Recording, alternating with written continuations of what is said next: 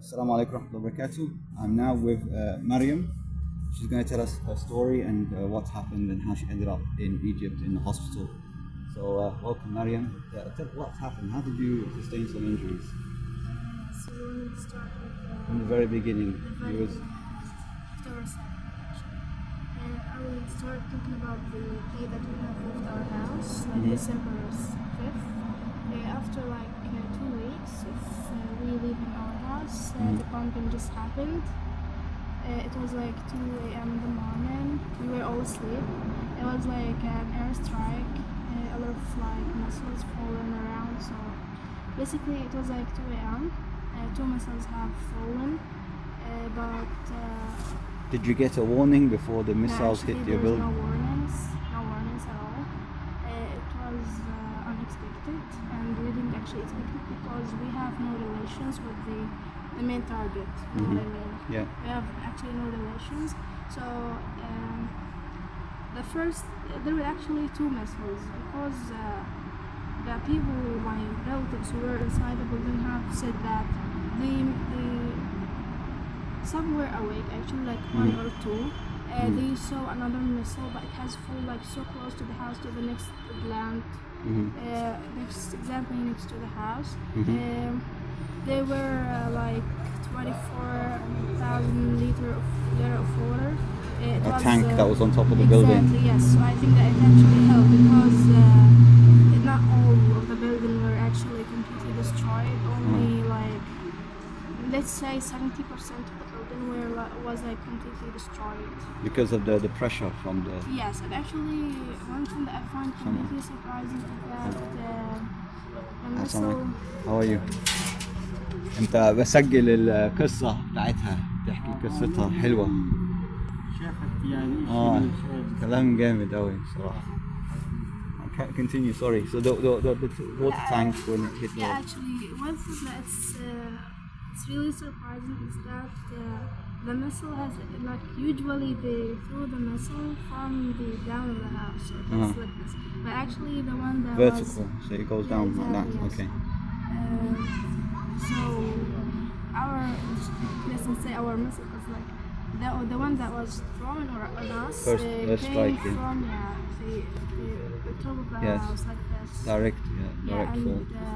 I think that it's like better than the one coming from down, because the one coming from down will make the whole building fall down. I But see. the one coming from the top will make like, you know, the one that has fallen only like the fourth floor, the third floor, half of the second floor. So not only actually all the buildings. It was like And which strongly- floor was you on? Which floor was you? the second floor. You was on the second Yes, floor. the second floor, half of it was like completely destroyed, and that the part where my sisters were actually staying. So that why they were under the rubble. We couldn't actually get them out, and they have like killed there. There are two of my sisters who are 17 and 14 years old. They were killed actually there. We couldn't even Allah reach yarhamhum. them. Yes. We got one of them after 20 hours. No, not 20 hours, 12 hours. 12 Yeah, the hours. first one, yeah. People could manage to get her out after 12 hours, but the second one, it actually took them more than 28 hours to get her out of under the rubble. And my grandparents were also inside that part of the house, and it took them like at least 34 hours to get them from under the rubble. There's actually neighbors with people getting the people out from under the rubble. There's, you understand me? There's no like a specific people doing. I mean, people who this certain thing is actually their job. They're not allowed to work. So random people, neighbors, you know, they were using very simple tools like spoons, knives, you know what I'm talking about, to get people. So that why it actually took a lot of time. The part where I was staying, the second half of the house, I was with my sisters, like Iman.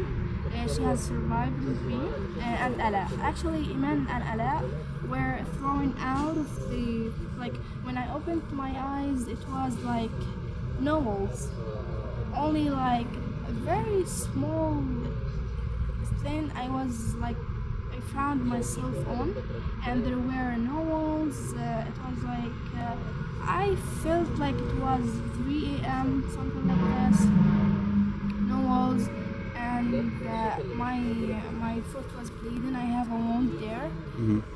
But something that I'm truly surprised about is that I didn't actually feel that I had a fracture in my spine. I didn't feel it, and I already said. But when they got me out of the building, some like neighbors, literally neighbors, I'm talking about that 10 people just coming to save each other, and that's a very good thing actually, even when it was completely dangerous, because the Israeli Air Forces, when they noticed that there is someone holding a flashlight, they re-bomb the place again to make sure that everyone is literally killed. So no one there to save anyone. Yes, Yeah, they want not to. to say- No witnesses.